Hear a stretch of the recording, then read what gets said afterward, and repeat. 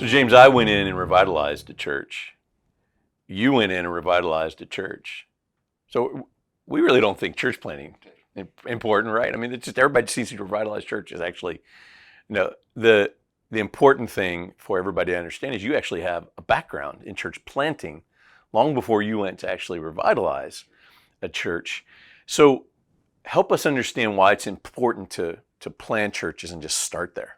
Well, and maybe telling the story, I really fell sort of backwards into church planting. Okay. I was finishing up a residency and looking for what was next. And the church I was serving at, large church in the South, wanted to plant a church. So they had talked to another staff member about planting and had asked him, build a team of folks you'd want to go.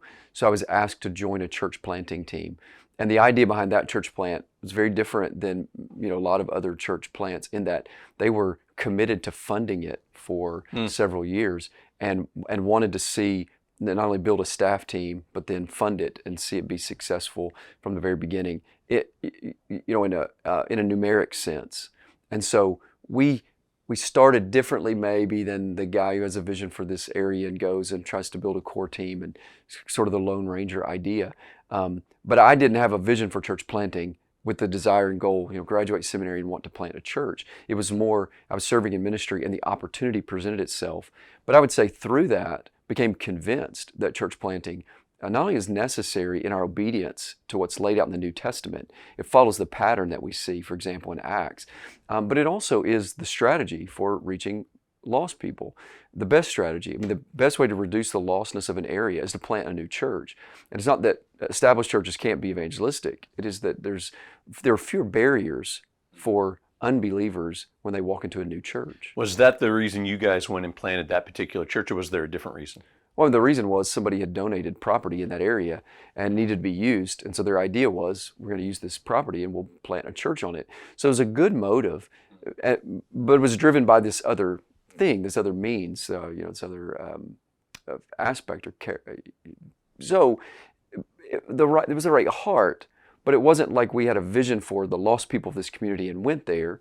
But the Lord, He uses all different kinds of things to get us in the right place. Were there any good churches in that area where you planted? Sure. Because I have found that's the big question. That's usually how I'll answer this question: why plant a church? Well, is there a faithful gospel preaching church in that area? And if there's not, I think that's the very first question to be asking. To your point, not just to reach lost people, but to have a gospel light in the middle of that community somewhere. And so whether it's a revitalization or whether it's planting, I think that's a great motive in why you would strategically think about where your ministry post is. Would you agree with that? Absolutely. It could be that there is no good gospel church. It could be that there are good gospel churches, but if you added up the seats in all those gospel churches, they would be a fraction of the population. And so there are more lost people than there are opportunities to minister to them. And that's where you find, a lot of times in the U.S., there are good gospel churches in a lot of our communities, but there aren't enough good gospel churches to sufficiently impact the lostness of that area. And you need partners in that. So, planting new churches can be a way, even in a community where there are good gospel churches, to make an even greater dent into the lostness of that area. So last question, James, because I'm in Louisville, Kentucky, and per capita, there may be no place in the world, maybe, I would say, that has more gospel preaching churches in the city limits. Right. Should anybody plant a church in Louisville, Kentucky, you think? Well, that's a loaded question. It is. And I'll dodge it a little bit. You do have the Lord to lay on your heart, but there are lots of towns not like Louisville that don't have a number of gospel churches. And so the first thing I would say is prayerfully consider going to a more frontier area to plant a church. Yeah, that's great advice.